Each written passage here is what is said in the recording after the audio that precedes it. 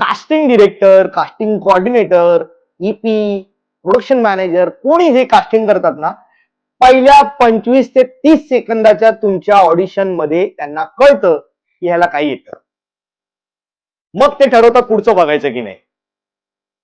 पहिले 25 ते 30 सेकंद त्या 30 सेकंदामध्ये जिंकायचं असतं.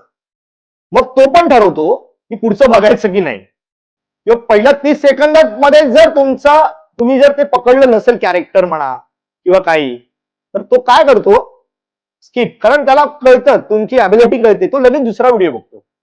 कारण त्याला बरेच कास्टिंगचे त्यांना ऑडिशन्स आलेले असतात.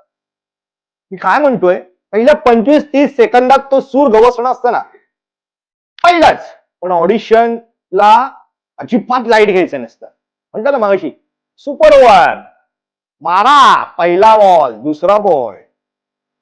6 बॉल मध्ये 6 सिक्स मारण्याची कॅपॅसिटी पाहिजे.